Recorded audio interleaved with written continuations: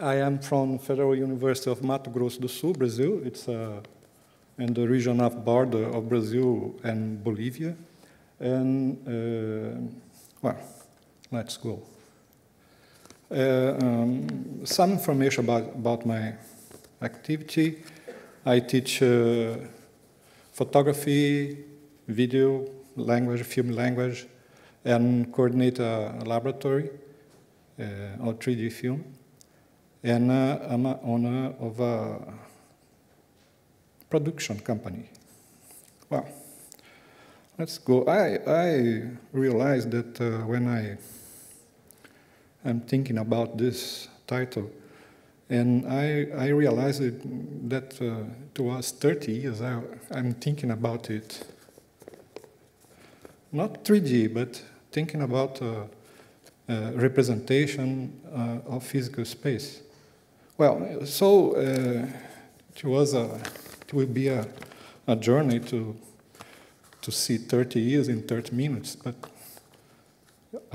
I hope it's work. Well, two parts, my presentation. Let's go to part one. Well, I need to define some concepts. What is a documentary film?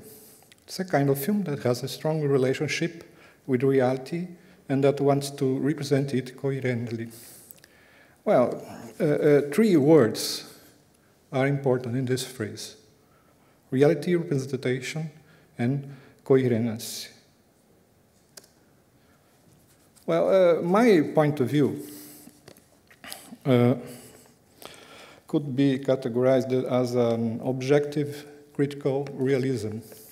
It's a philosophical attitude in face to the world that admits the existence of a reality as a system of systems, whose existence is independent of an observer. Some support of this idea from Mario Bunge. It's a philosopher, Chilean, that works in Canada. And Charles Sanders Peirce, American, the father of pragmatism. This definition of reality from Peirce is very interesting. Reality is that mode of being by virtue of which the real thing is as it is, irrespectively of what any mind or an indefinite collection of minds may represent it to be. Well, let's go. How do we have access to reality? Well, in the theory of knowledge, we can see this scheme. We have access to reality through phenomena. This access is allowed by the sense organs and mental elaborations. Again from Charles Peirce, he defines the concept of sign. A representation is that character of a thing by virtue of which, for the production of a certain mental effect, it may stand in place of another thing. The thing having this character, I term a representamen. The mental effect or thought is an interpretant. The thing of which it stands its object. This is the definition of sign.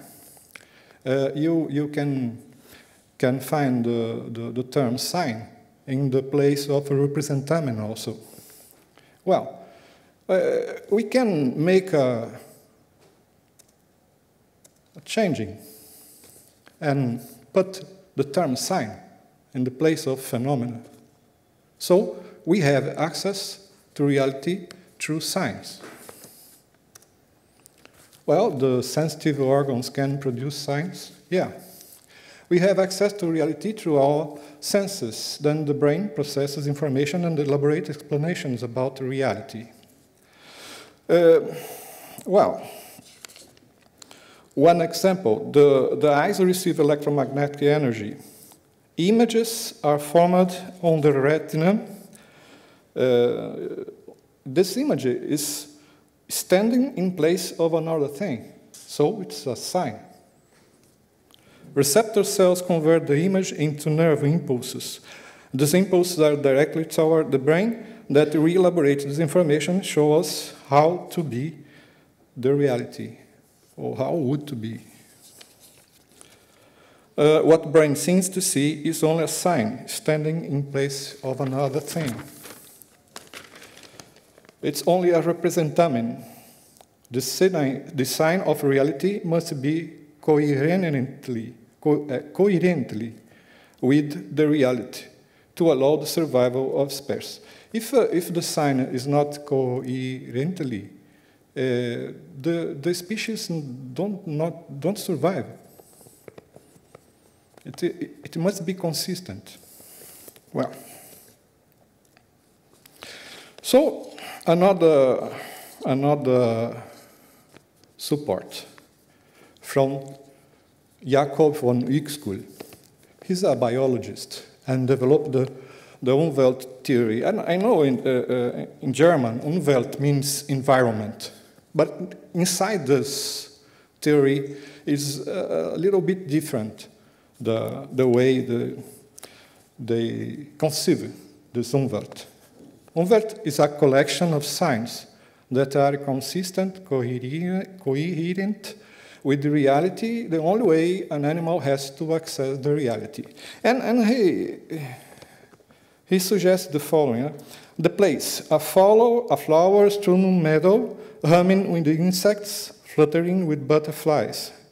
Here, we may glimpse the words of the lowly dwellers of the meadow. So, to do so, we must first blow in fancy a soap bubble around each creature to represent its own world, filled with the perception which it alone knows. When we ourselves then step into one of these bubbles, the familiar meadow is transformed. Men of colorful features disappears. Others no longer belong together, but appear in new relationships.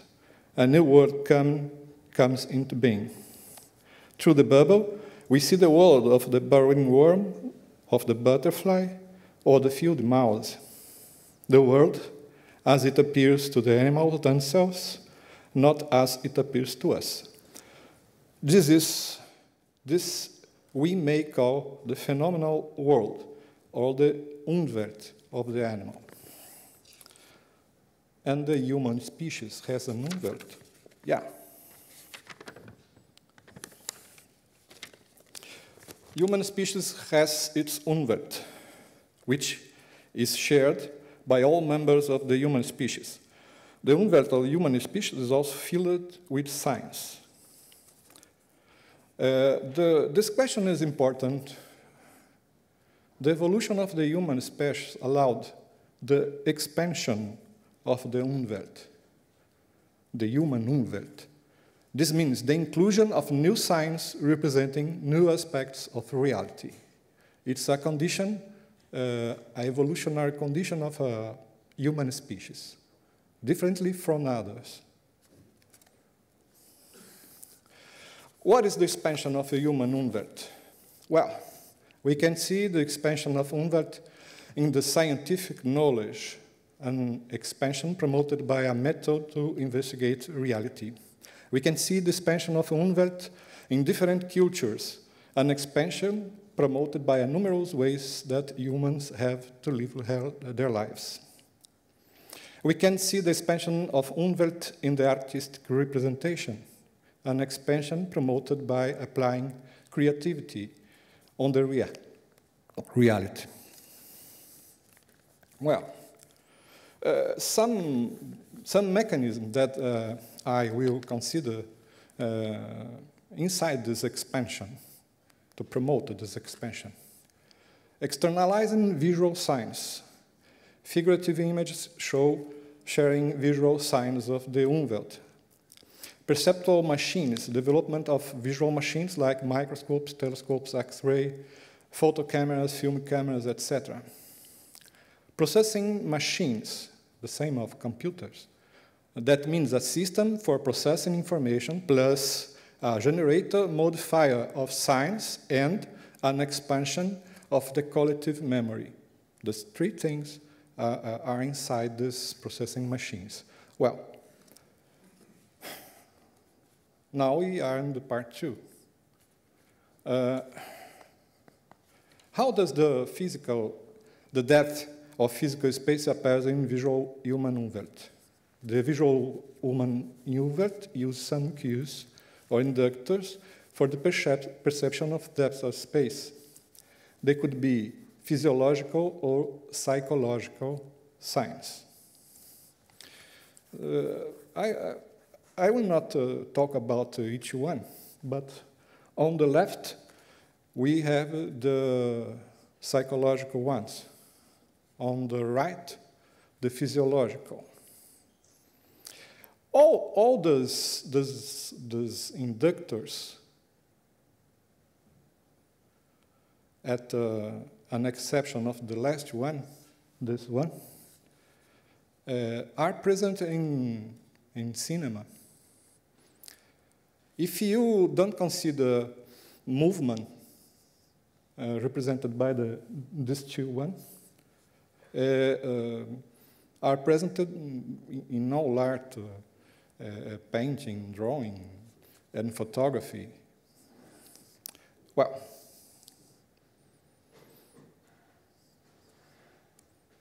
I think it's necessary to talk about each one. You are experts in this thing.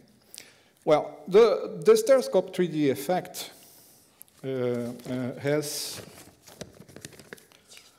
used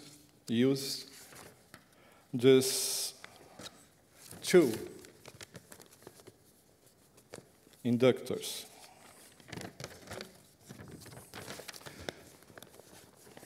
The eyes convergence and the parallax or binocular disparity.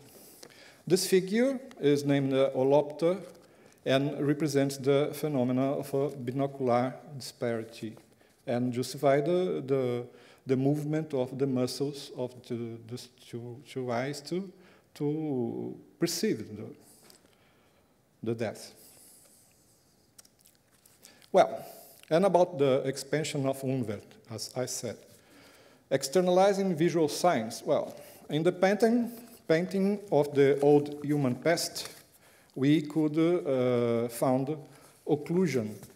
It's one inductor.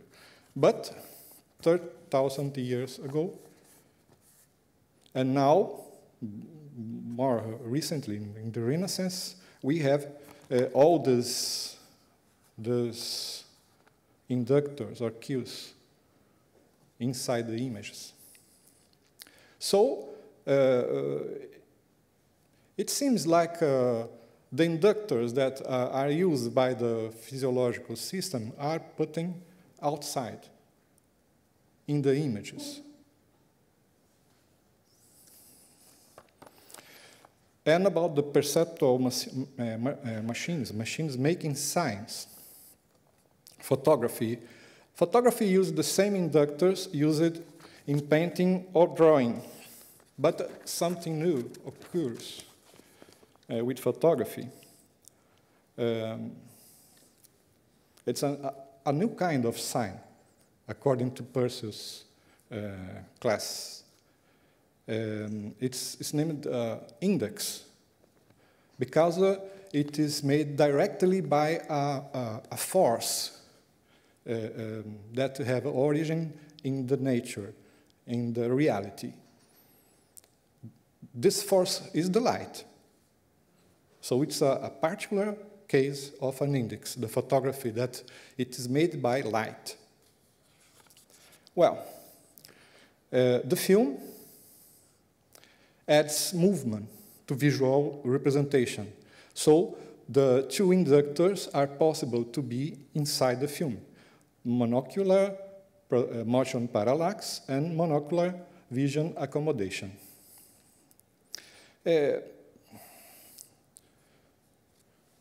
It's true that photography have included the binocular disparity and eyes convergence before the film, of sure. The end of the 90s there are a lot of examples of photographies, cards, etc. Well, But 3D film contain the parallax or binocular disparity, promoting the eyes convergence. I would like to show to you some examples of these early films. Here, some films from the Lumière brothers.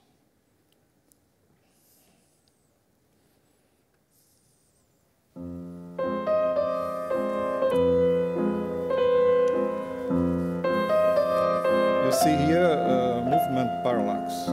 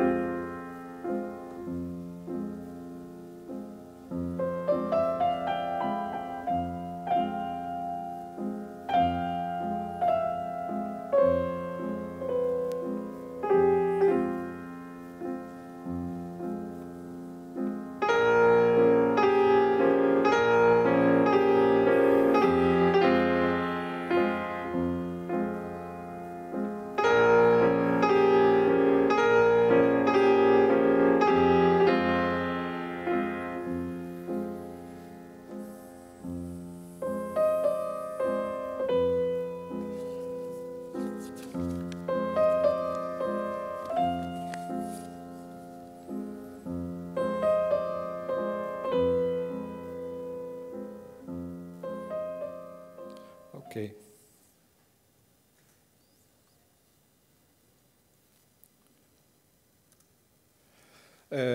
More one concept, please.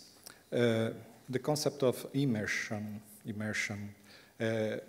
Is a mental state in which the individual's consciousness becomes involved, a space almost similar to the representation that the brain makes three-dimensional space. It's a Wikipedia definition. But Christian Metz, a theorist of cinema, created another concept, the impression of reality. The viewer is connected from the real world. It's true, but he has yet to turn into something else, fulfilling a transfer of reality. This activity involves affection, perception, and intellect, whose initial impulse may be given by a show like the real world. Well, it's very similar to the Umwelt theory. In terms of Umwelt theory, the film events are presented in a very consistent form and compatible with the human Umwelt, allowing the involvement of the senses. Well, I would like to show to you two excerpts of two documentary films. One before the 60s and other in the 60s. The first is Louisiana Story by Robert Flaherty, is a very important cinematographer of documentary. The other primary, this is a paradigmatic film of the direct cinema.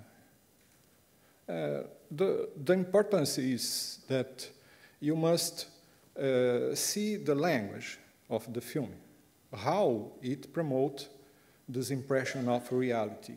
And you will see that technical advances promote more immersion. It is what I think about. Maybe you will agree with me or not.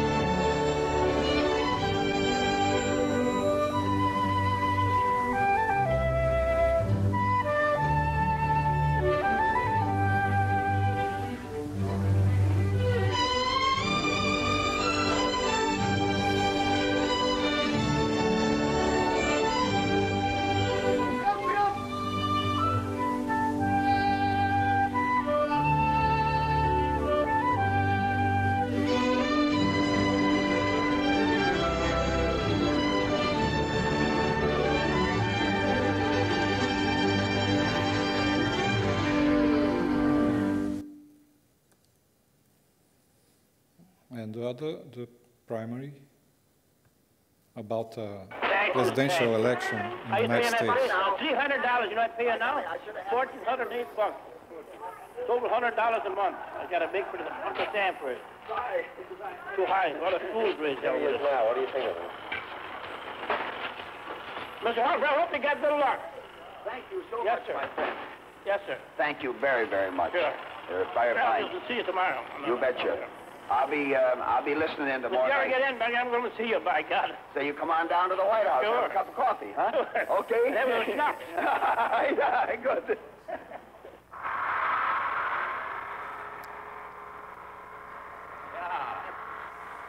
The farmer all around is taking or shellacking. The money in the till is the thing that is lacking. Get rid of it. Your troubles will cease. Put Humphrey in the White House and use our food for peace. Yes, vote for Hubert. Hubert Humphrey, the president for you and me.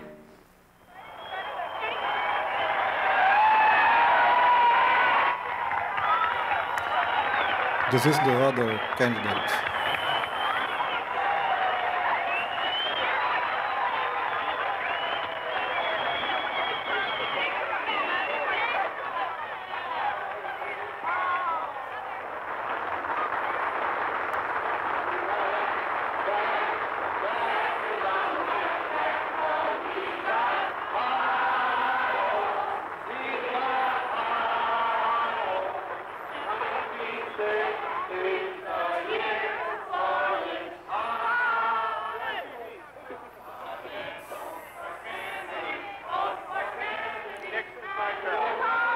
Here an example of monocular accommodation.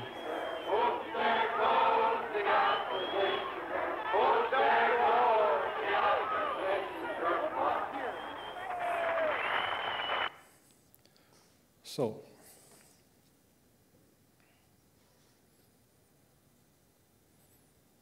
I forget to show to you the old 3D films supposed to be produced by the Lumiere brothers. And I will show to you an anaglyph version. You don't need glasses, okay, to see.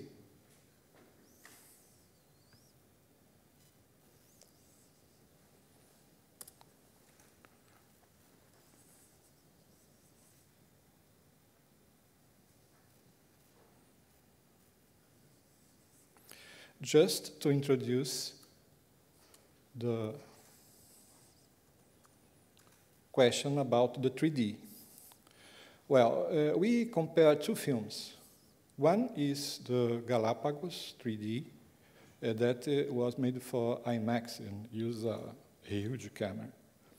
And the other, the Hubebon 3D, filmed by Jens Monad.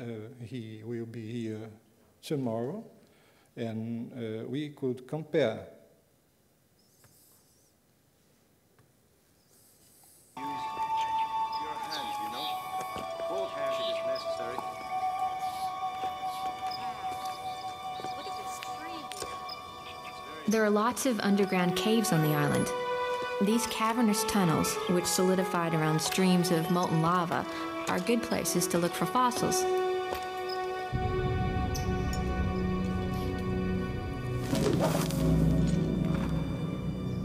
But for someone who's at home in a wetsuit, mask, and fins, cave exploration is a real challenge.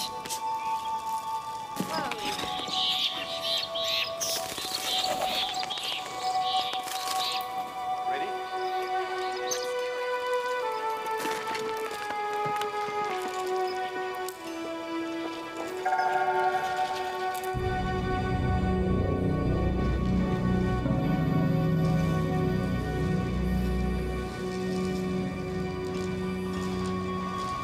Is enough. Let's see the other. Ist eine der schwierigsten Seillängen der Kammer. Thomas übernimmt die Führung, während Alexander ihn sichert.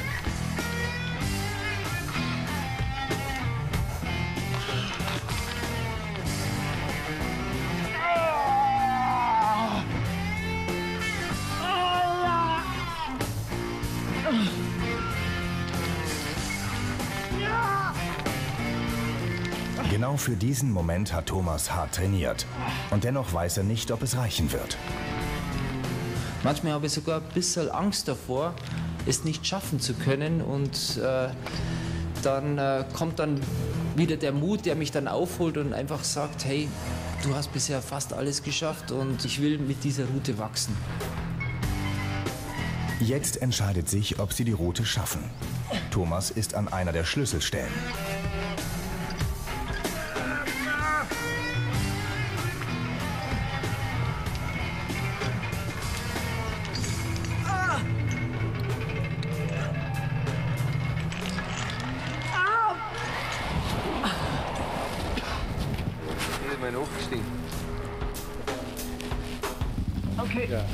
Okay, Alexander. Der Versuch ist gescheitert. Aber damit mussten die Brüder rechnen. Rückschläge sind in dieser glatten Wand vorprogrammiert und ein fester Bestandteil der Herausforderung. Hätten sie es heute schon geschafft, dann wäre das letzte große Ziel wohl zu einfach gesteckt gewesen, werden sie später sagen. So sind die Huberburm nun mal. Okay. Well, to conclude. Well, I don't know, but I think this kind of rig is very big to make documentaries. You can promote a big immersion. So what camera we need? One, a camera that respects the visual stereoscope zone of comfort. It's an issue related to the physiology of the eyes and the brain also. Some studies are ready yet. And only one camera solution, portable, that can be able to do close-ups, medium shots, large shots, with all focal lengths. It's a photographic condition. And this is exactly what has been used since the 60s to the films, documentary ones, that now must be adapted for 3D films. And it's all. Thank you.